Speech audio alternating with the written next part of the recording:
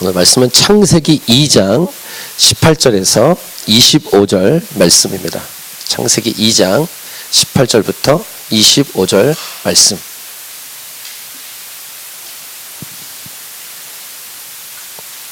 창세기 2장 18절에서 25절 말씀을 같이 보도록 하겠습니다. 먼저 같이 본문을 읽겠습니다. 시작. 여호와 하나님이 이르시되 사람이 혼자 사는 것이 좋지 아니하니 내가 그를 위하여 돕는 배필을 지으리라 하시니라. 여호와 하나님이 흙으로 각종 들짐승과 공중의 각종 새를 지으시고 아담이 무엇이라고 부르나 보시려고 그것들을 그에게로 이끌어 가시니 아담이 각 생물을 부르는 것이 곧 그 이름이 되었더라. 아담이 모든 가축과 공중의 새와 들의 모든 짐승에게 이름을 주니라.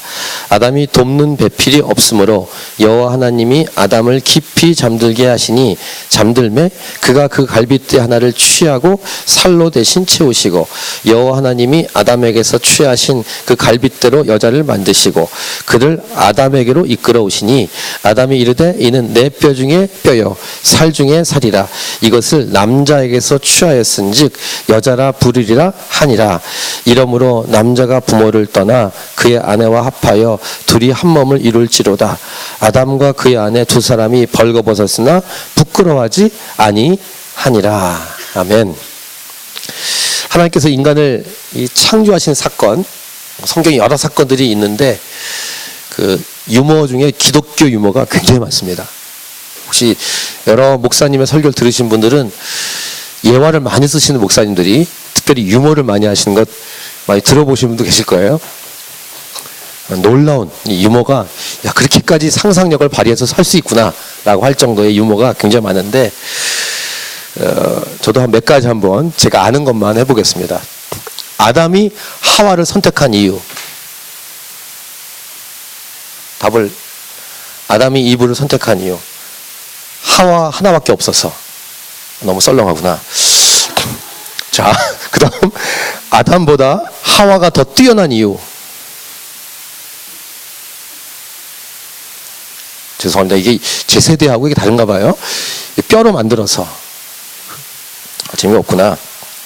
또 약간 진화론적인 입장에서는 나중에 만들어서 뭐 이런 얘기가 있는데 이해가 안 가시면 설명을 잘 해주세요.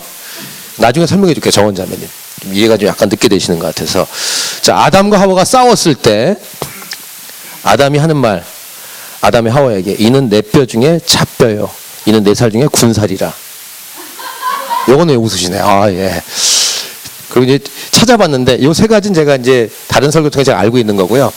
네 번째 유머는 이런 게 있더라고요. 찾아보시면 나오는데 아름다운 하와를 처음 본 아담이 너무 기뻐서 하나님께 말했다. 제 아내를 어떻게 저토록 아름답게 만드셨나요? 아름다워야 네가 저를 좋아하며 기뻐할 게 아니냐. 아담이 다시 묻기를 어떻게 저렇게 착하게 만드셨나요? 그래야 네가 사랑할 게 아니냐. 아담이 또다시 질문하기를 그런데 하나님 쟤는 좀 맹한 데가 있는 것 같은데 왜 그렇죠? 그래야 제가 너하고 살지 않겠니? 이런 유머가 있었습니다. 자, 아담과 하와의 이 창조 기사를 가지고 유머를 만드는 게 굉장히 많습니다. 어쨌든 이 최초의 가정이 탄생한 장면이기 때문에 의미가 있고 성경적인 또 일반 우리의 삶에서 이 부부 관계 안에서 이 아담과 하와의 메시지를 가지고 본받아야 될 교훈 삼아야 될 메시지가 참 많다는 것을 우리가 기억하면서 이 인간 창조에 관한 메시지를 오늘 3번에 걸쳐서 나누고 있는데 특별히 부부 창조, 이 가정의 창조에 관한 메시지를 통해서 우리가 배워야 될 부분이 이것입니다. 일단 제목을 보시면 오늘 제목은 하나님께서 NG라고 말씀하시다. 이 NG는 영화나 드라마를 할 때 뭐 잘못하면 NG 이렇게 말하는 이 NG의 약자는 No Good이에요. No Good. 그러니까 좋지 않다는 것이죠. 이제 하나님께서 NG라고 말씀하시다. 오늘 설교 제목입니다. 하나님께서 말씀으로 천지 만물을 창조하실 때 만들어진 하루하루가 지날 때마다 좋았더라, 굿 이렇게 했습니다. 물론 둘째 날 궁창을 만드신 다음에는 그 말이 생략돼 있어요. 그럼 왜 그런지 잘 모르겠습니다. 어쨌든 그렇게 5번 말씀하신 다음에 6번째 날 지어진 것을 보고 그때는 very good 이라고 했습니다. 심히 좋았더라.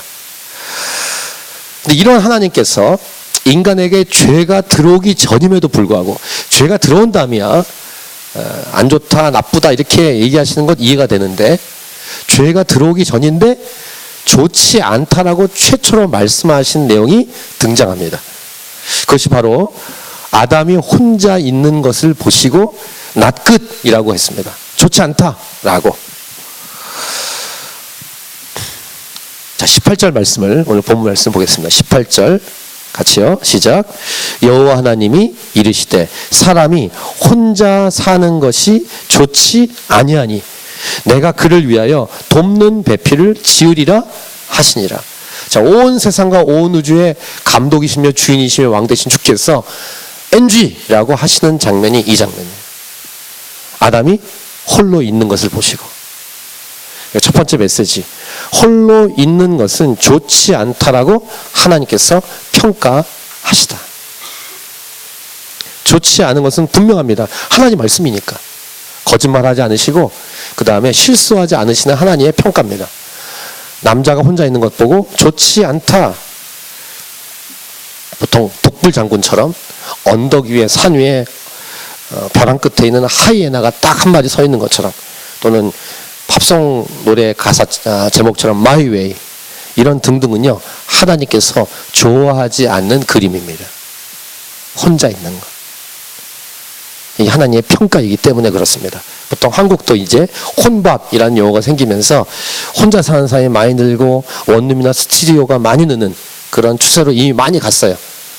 일본이 앞서 그렇게 됐었는데 한국도 아주 금방 따라와서 혼자 삶에 대해서 아주 이렇게 일반적으로 변해갔습니다.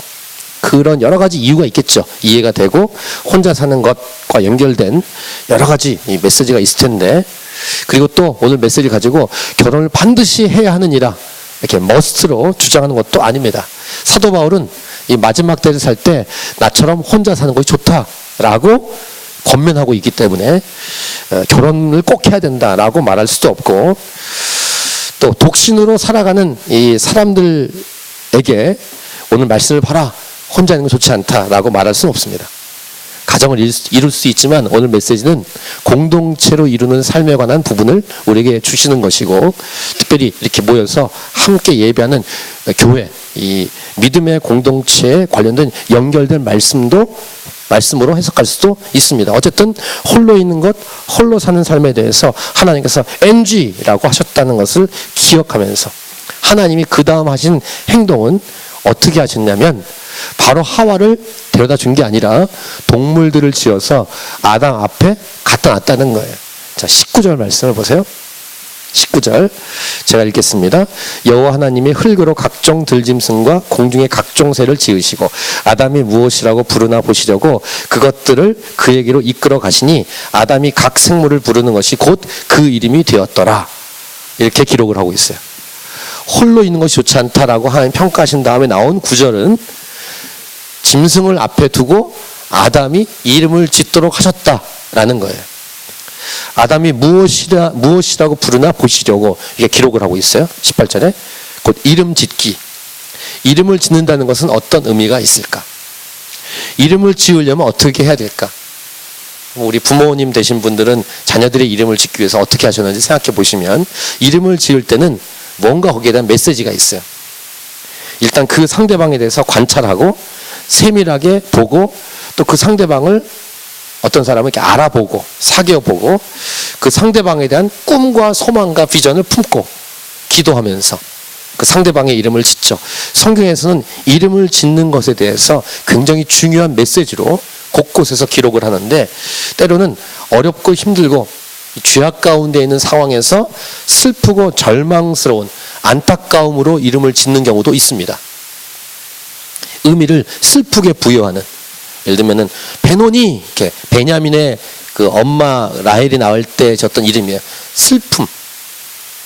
자기가 죽으면서 낳기 때문에 베노니라고, 근데 이걸 베냐민이라고 고치고, 또 이가봇에서 하나 영광이 떠났다. 그 엘리 제사장의 며느리가 아기를 낳을 때 죽으면서 그 남편과 그 다음에 시아버님의 죽었다는 얘기를 듣고 아기 낳으면서 아기 낳은 것에 대한 기쁨을 상호하지 않고 이가봇, 하나님 영광이 떠났다 이렇게 이름을 짓고 가버리는 이런 슬픔의 장면도 있습니다. 또 그 이름이 있는데 하나님께서 이름을 바꾸어서 부르시는 경우도 있습니다. 아브람, 그 다음에 아브라함 이렇게 이름을 바꾸고 가는 경우, 야곱, 이 제이콥을 이스라엘 이렇게 이름을 바꾸는 경우, 이 아브람이라는 뜻은 큰 아버지라는 뜻인데 아브라함 그러면 열국의 아버지, 모든 민족의 아버지 이렇게 하나님이 사이즈를 크게 만드시는. 야곱이라는 이름은 발뒤꿈치를 잡았다. 그 쌍둥이로 나올 때 에서의 발뒤꿈치를 잡고 나왔잖아요. 그게 이름이에요. 야곱. 그럼 야곱을 보면은 발뒤꿈치를 잡은 놈 이렇게 이름이 되는 거예요. 근데 그 이름을 하나님이 바꿔주십니다. 이스라엘. 그 장면은 여러분 아실 텐데 야복강 나루에서 씨름하다가 하나님을 이겨요. 하나님이 어떻게 지시겠어요? 어쨌든 이 하나님과 이렇게 씨름하다가 이겨. 야곱이 안 놔줘. 축복하지 않으면 안 놔줍니다. 이렇게. 그때 축복해달라고 했을 때 네 이름을 이스라엘이라 하겠다. 이스라엘의 이름 뭐냐면 하나님과 겨루어 이겼다는 거예요. 그러니까 이렇게 이스라엘 딱 보면은 하나님과 겨루어 이김. 여기에서 메시지가 또 있죠. 저 주시는 하나님. 마치 이렇게 부모와 자녀 관계에서도 부모가 자녀를 이기려고 하지만 못 이깁니다. 아마 우리 딸이나 아들들이 부모님 마음을 속삭이다가 이거 해달라고 할 때 이길 것 같지만 못 이깁니다. 하나님도 그런 마음이 있으십니다. 근데 다른 것도 아니고 축복해달라고 하는데, 그래서 이름을 이스라엘. 의미가 있는 거예요. 성경은. 이름을 짓는 거에 대해서. 저도 제 딸들 이름을 한번 생각해 봤는데 2000년에 태어날 때 하나님이 함께 하시면 좋겠다. 근데 이렇게 하림이라는 이름이 이미 제 친구의 딸의 이름이 있어요. 그래서 예림이라고 해야겠다. 그래서 예수님 예자에 림, 거할 림, 함께 할 림. 그래서 예림. 근데 이 한자어를 주민등록할 때 한자어를 써야 되나요? 그래서 막 찾다가 깊고 밝을 예. 그 다음 함께 할 림. 이렇게 해서 예림이라고 졌는데 그 예자는 뭐, 그 따님 예는 한 분 안 하셨구나. 여기서 계시니까 그렇군요. 한국어를 해야 돼. 한자어를.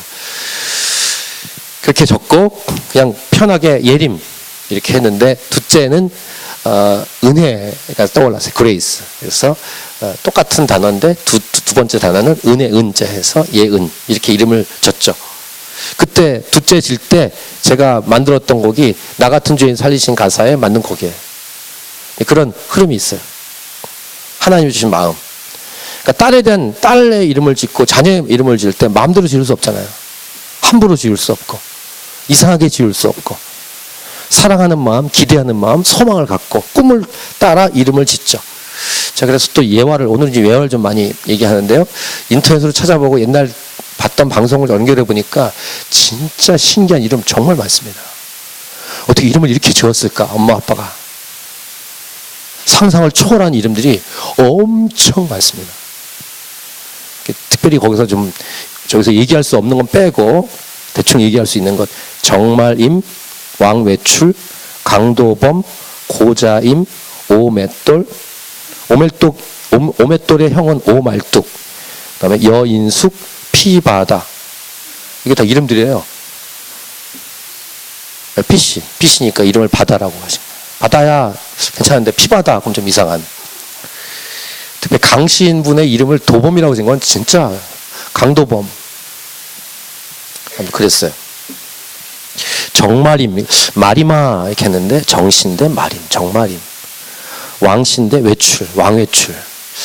이렇게 짓는 그 부모님의 마음은 제가 잘 모르겠습니다. 어쨌든 요번에 지난주에 라목사님 오셔서 집회 올라갔을 때 오랜만에 얼굴 쫙 뵀는데 거기 예수님 따라가는 교회 담임 목사인 이정원 목사님의 사모님이 정나비예요. 나비야, 이게 나비. 근데 더 재밌는 것은 거기에 특송했던 김재우 집사님이라고 오페라 가수가 있으십니다. 그 아내 되시는 분이 이 퀀타스 스튜디오스 하시다가 이제 은퇴하신 분인데 이 아내 되신 분의 이름이 천사예요, 천사.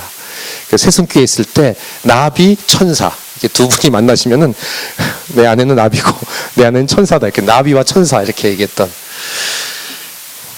재밌었어요. 어쨌든. 근데 아담이 이제 동물의 이름을 지을 때 동물이 얼마나 많습니까? 그러니까 그 당시에 인간의 지적 능력이 굉장히 높았다는 것을 알 수 있어요.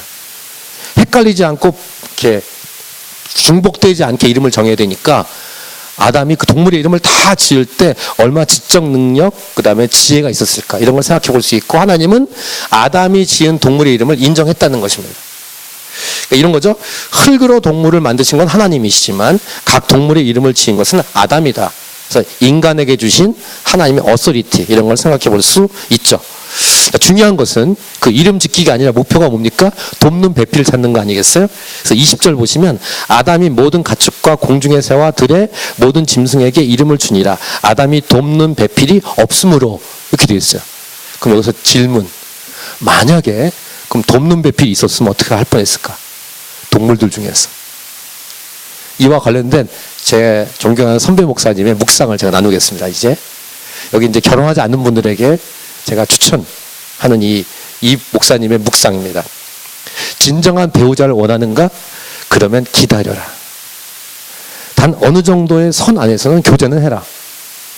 가장 좋은 교제는 교회에서 함께 예배하는 가운데서 교제하라. 그리고 젊은이들은 수련회와 선교여행, 봉사여행을 통하여 공동체로 여행해라. 둘만 가지 말고. 만약 지나간 사람들에 대해서, 이건 이제 다 포함돼요. 지나갔던 그, 결혼하진 않았지만 지나갔던 그 사람들에 대해서 그립다면 분명히 알라. 마치 그 사람들은 동물과 같다. 네가 먼저 하나님보다 앞선다면 너는 강아지나 돼지나 코뿔소하고 살았을 것이다. 이렇게 묵상해서 저한테 전달해 줬어요.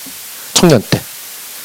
그러니까 지금 막 사귀고 있는 분들 계시면 그 사람이 배우자일 수도 있지만 아니면 동물을 지을 정도만 되는 존재일 수 있어요. 제 묵상이 이해가 되시나요? 네. 제가 묵상해요. 제가 나눈 거. 하나님이 일단 동물들을 보냈다는 것은 의미가 있는 거예요. 관찰하게 하시는 훈련, 이름을 짓는 훈련을 통해서 배우자를 확인하도록 하는 거예요. 근데 배우자가 없음으로, 없었다는 거예요. 동물은 다 졌지만. 그 다음 하나님 행동은 뭡니까? 21절, 22절이에요. 아담이 또 뭔가를 한 게 아니라 이렇게 했다는 거예요. 21, 22절 같이 읽겠습니다. 시작. 여호와 하나님이 아담을 깊이 잠들게 하시니 잠들매 그가 그 갈빗대 하나를 취하고 살로 대신 채우시고 여호와 하나님이 아담에게서 취하신 그 갈빗대로 여자를 만드시고 그를 아담에게로 이끌어 오시니. 두 번째 메시지입니다. 하나님이 짝, 배필을 주신다. 우리 결혼하지 않는 분들은 따라하세요. 하나님이 짝을 주신다. 네, 결혼한 사람이 하지 말고요. 이미 짝을 주셨으니까. 이 메시지는요, 네 마음대로 하지 말라라는 거예요. 전에 함께 나눴던 맥락의 메시지와 연결됐는데 더 이상 이스마엘을 낳지 말라. 지 마음대로 해가지고 이스마엘 낳아버리는. 하나님이 그걸 다 치우시죠. 치운다는 것을 약간 더 이렇게 리얼하게 표현할 수 있는데 여기서 하지 않겠습니다. 하나님이 우리가 다 쌓아놓은 거를 다 치우시는, 지 맘대로 해서. 약속의 자녀는 약속을 통해서 나오는 거예요. 그런 맥락처럼 배우자도 하나님이 주시는 거예요. 하나님께서 홀로 사는 것을 보고 NG라고 하신 것은 맞지만 그렇다고 해서 자기 마음대로 짝을 찾으라고 하신 것도 아니에요. 자기 마음대로 찾기 때문에 결혼이 고통입니다. 인정할 수밖에 없을 거예요. 자기 마음대로 결혼했기 때문에 오는 고통. 이 말은 부모의 말을 들어야 된다, 이 말도 아닙니다. 하나님께서 주신다, 이 메시지입니다. 물론 하나님은 합력하여 선을 이루게 하시기 때문에 선을 이루어서 동물이나 짐승과 같은 짝을 자기가 선택했다 하더라도 그 동물이나 짐승을 사람으로 만드는 과정을 하나님은 겪게 하실 거예요. 이게 결혼 생활일 수 있어요. 이 기간은 걸리고 힘든 과정이에요. 다시 한번 젊은이들이요. 아직 미혼인 분들은 가능성이 있으니까 젊은이들이요. 자매들이요. 이 자매들 같은 경우 정혜인 같은 남자를 찾고 있을 수 있어요. 이 정혜인 그랬더니 옆에 계신 어떤 집사님은 자기는 그 사람 모른다고 하더라고요. 그 드라마를 안 보셨기 때문에 그런데 안 봐도 괜찮아요. 그 드라마 안 봐도. 형제들은 손혜진 같은 여인을 찾죠. 근데 그렇게 하지 마시고 기다리세요. 기도하면서. 본인이 준비가 되어 있어야 하는데 그 준비는 동물 짓기라는 것이 상징적인 메시지인 것입니다. 그 수많은 동물이 지나가면서 이름을 짓는 과정을 겪어서 돕는 배필이 없음으로 한 다음에 하나님이 잠들게 하시고 갈빗대를 떼어서 여자를, 아내를 마련해 주시는 장면은 놀라운 메시지예요. 결혼과 관련돼서. 이 준비란 무엇입니까? 하나님께서 하시는 대로 자신의 삶을 맡기는 준비예요. 이것은 결혼만이 아니라요, 우리 신앙도 그렇습니다. 인생이 그렇습니다. 세 번째 메시지입니다. 짝을 만나는 준비란 하나님께 전폭적으로 순종하는 준비다. 전체 따라할게요. 이 세 번째 메시지 시작. 짝을 만나는 준비란 하나님께 전폭적으로 순종하는 준비다. 잠을 재우시려고 하면 잠을 주무셔야 돼요. 버팅기지 말고 내가 찾을 거야 이게 아니라 잠을 재우시면 잠을 자세요. 네가 하지 말란 말이에요. 이미 나이가 들고 또 우리 이미 대부분은 결혼했는데 지금의 아내나 남편보다 다른 사람에게 눈길이 가는 것은 눈이 삐어서 그래요. 마음의 눈이 삐어서 그래요. 지금도 지나갔던 동물들을 생각하는 거예요. 코뿔소. 그 코뿔소 좋았는데 그 오랑우탄, 그 캥거루, 그때의 낭만 좋아 보이죠. 추억 속에 있는 거예요. 다 돼지 떼고 오랑우탄 떼고 캥거루 떼고 코뿔소 떼일 뿐이에요. 그때 데이트했던 그 남자, 그때 만났던 그 여인들, 지금의 아내, 지금의 남편 말고 코뿔소, 돼지, 캥거루 그런 존재일 뿐이에요. 마치 돼지가 지금도 정예인으로 보이는 아줌마들이요, 정신을 차리셔야 돼요. 지금도 얼룩말이 손예진으로 보이는 아저씨들이요, 정신 차리셔야 돼요. 눈이 삐어서 그래요. 지금 옆에 있는 남자나 지금 옆에 있는 여자, 그 사람이 자기 짝인 거예요. 딱 맞는, 하나님이 잠들게 하시고 아담의 갈빗대 하나로 만드신 여자가 바로 짝인 거예요. 그 여자가 아담에게로 옵니다. 그리고 지난주 말씀드린 것처럼 아담이 극찬의 고백을 합니다. 사랑의 고백 중에 최고의 고백이야. 특별히 형제님들은 이런 고백을 하셔야 돼요. 자매들에게. 아담이 이르되 이는 내 뼈 중에 뼈요 살 중에 살이라. 이것을 남자에게서 취하였은즉 여자라 부르리라 하니라. 우리 형제님들만 이 말씀을 같이 읽겠습니다. 시작. 아담이 이르되, 형제님들만 시작. 아담이 이르되 이는 내 뼈 중에 뼈요 크게 살 중에 살이라. 이것을 남자에게서 취하였은즉 여자라 부르리라. 이 고백을 듣는 여자는 행복한 거예요. 최고의 고백을 하셔야 돼요. 와이프에게. 다시 이건 더 최고의 고백을 와이프에게 하셔야 됩니다. 뭐 대부분 저쪽 한 분이 들을 사람은 남자가 별로 없어갖고 대부분 들어야 될 분들인데 좀 듣기를 축복하고, 그 다음에 마지막 이름을 짓습니다. 아담이 여자라고. 네 번째 메시지요. 여자의 여자다움은, 잘 들으세요 남자들, 남자에게서 옵니다. 결혼하기 전에는 가정이고 가정에서는 아빠, 부모입니다. 특별히 딸 같은 경우에 이 딸의 아름다움은 부모님의 영향력이에요. 근데 결혼 후에는 남편입니다. 전적으로 남편에게서 그 아름다움이 오게 되어 있습니다. 이 말은 여자가 남편에게 종속되었단 말이 절대 아닙니다. 이 에즈리란 말 제가 쓰면서 짝꿍이라고 말씀드렸죠. 높낮이가 아닙니다. 이 부분은. 근데 제가 이런 예화를 들은 적이 있습니다. 중요한 자리에서 지혜로운 리더가 하는, CEO가 하는 행동이 있는데 참모들의 아내들을 동반시킵니다. 부부 동반.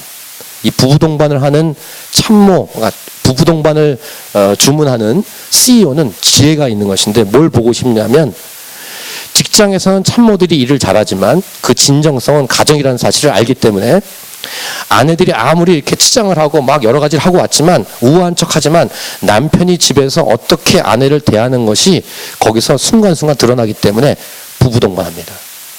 그래서 직장 리더가 참모들을 체크하는 측정자로 부부로 오게 해서 보는 거예요. 굉장히 지혜로운 CEO예요. 아내가 남편에게 종속되었다라는 말은 아니지만 영향을 준다는 것이죠. 반대로 남편도 아내의 영향을 받습니다. 내조를 잘해주는 아내의 남편은 행복합니다. 밖에서 열심히 일할 수 있습니다. 둘이 연결되어 있어요. 한 몸이니까. 굉장히 중요한 예화예요. 오늘 제가 예화를 많이 들죠. 예화가 중요하기 때문에. 전 보통 설교 때 예화 잘 안 씁니다. 근데 예화를 쓸 때는 굉장히 중요하기 때문에. 자, 아직 인간에게 죄가 들어오기 전입니다. 죄가 들어온다면 모든 게 다 깨어집니다. 관계가 엉망이 되죠. 이건 다음 주에 묵상할 내용이지만 죄가 들어오기 전에도 하나님 말씀하셨습니다. NG! 홀로 있는 것. 결혼하든 아니면 제일 중요한 것. 예수 그리스도를 믿는 구주를 모시는 공동체에 포함돼야 돼요. 그래야 good이라는 하나의 평가를 듣습니다. 홀로 떨어져 있으면 very good이 아니라 not good, no good입니다. 같이 있는 것을 보고 좋다라고 하시는 거 하나님이. 물론 같이 그냥 있는 게 아니라 서로 사랑하고 섬기고 축복하는 공동체로 있을 때 very good이라고 하시는 거예요. 그것이 가정이든 교회든. 하나님의 NG라는 사인이 이제 오케이! 감독이 앉아 있다가 이 연기하는 이 연기 드라마 영화를 보고 안에 연기하는 거 보고 카메라 샷 보면서 오케이라고 사인이 될 때까지. very good 이라는 사인이 하나님, 감독이신 하나님으로부터 내려질 때까지. 이것이 부부고 가정이요 하나님께서 세우신 공동체인 교회입니다. 오늘날은 가정이면서 동시에 교회를 가리키는 메시지이기도 합니다. 어쨌든 하나된 교회, 예수 그리스도 안에서 공동체로 하나됨을 힘써 지키는 교회. 자, 그리고 또 부부에 관한, 가정에 관한 놀라운 메시지가 등장하는데 24절입니다.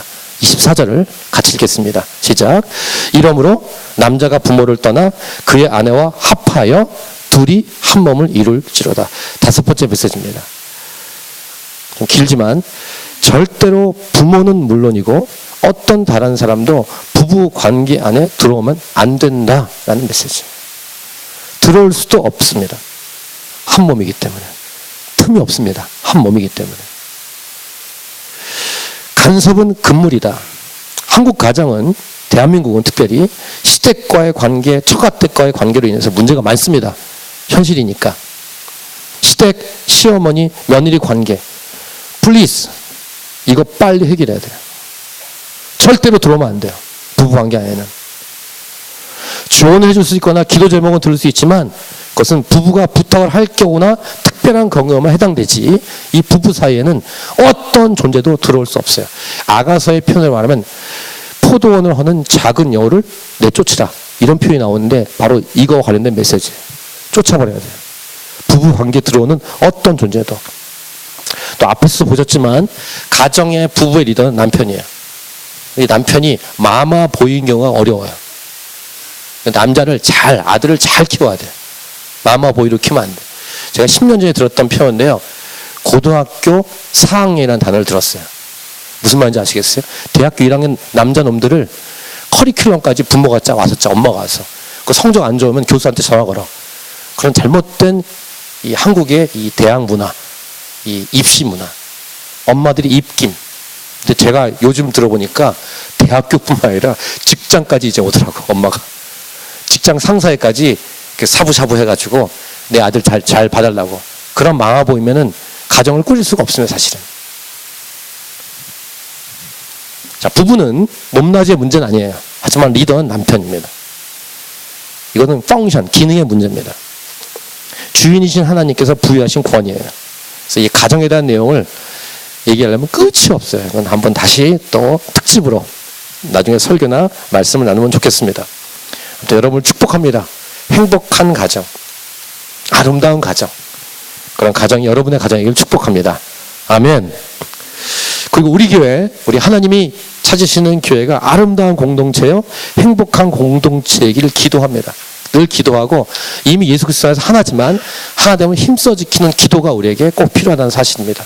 그래서 마지막 25절의 메시지, 25절 같이 읽습니다. 시작. 아담과 그의 아내 두 사람이 벌거벗었으나 부끄러워하지 아니하니라. 지난번 아가서를 잠깐 언급했는데요, 이 본문과 아가서를 함께 묵상할 기회가 있기를 바랍니다. 일반적으로 부부 관계에 관한 메시지이면서 2차적으로는 교회에 관한 메시지입니다. 어쨌든 벌거벗었으나 부끄러워하지 않는 관계가 부부 관계다. 그 정도만. 여섯 번째, 마지막 메시지입니다. 좋은 가정이요, 25절 관련돼서 정리하면 좋은 가정이요, 좋은 공동체란 바로 서로를 오픈하고 또한 부끄러워하지 않는 관계다. 이렇게 마지막 메시지를 정리해 볼 수 있겠습니다. 이게 성숙한 공동체. 이것이 꼭 가정뿐만 아니라 이렇게 우리 교회로 모였을 때 이 교회가 그런 공동체로 자라가야 됩니다. 어떤 공동체냐면은 내가 앞에 나와서 나의 단점이나 부끄러운 얘기를 해도 받아줄 수 있는 성숙한 공동체. 우리 캔버라 하나님 찾으신 교회가 그런 공동체가 되길 원해요.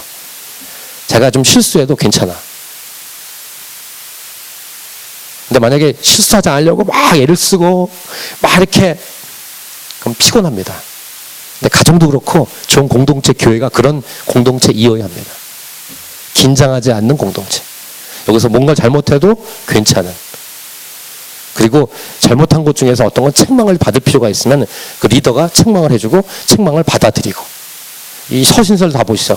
사도 바울이 쓴 서신서를 보시면은 교회가 좋은 교회일수록 그걸 다 받아주고 이해하고 회복을 시키는 공동체죠. 어쨌든 그런 공동체, 좋은 공동체. 하나님이 엄지척하는 공동체, very good이라고 하는 공동체, 오케이 사인하는 공동체. 가정이요, 교회라는 사실을 오늘 이 본문 말씀 통해서 우리에게 주시는 성경 하나님의 말씀입니다. 자, 마지막으로 제가 좋아하는 이 다윗이 지은 시 중에서 이렇게 옆에 사람과의 공동체 관계성을 노래하는 노래 중에 유일한 노래가 시편 133편인데 이것을 공동 번역으로 읽으면 정말 와닿습니다. 그래서 공동 번역으로 우리 한번 같이 읽고 우리 찬양하고 기도하도록 하겠습니다. 같이 읽습니다. 시작. 이다지도 좋을까, 이렇게 즐거울까, 형제들 모두 모여 한데 사는 일, 아론의 머리에서 수염 타고 흐르는 옥깃으로 흘러내리는 향긋한 기름 같구나. 헤르몬 산에서 시온산 줄기를 타고 굽이굽이 내리는 이슬 같구나. 그곳은 야훼께서 복을 내린 곳, 그 복은 영생이로다. 우리 찬양하고 기도하도록 하겠습니다.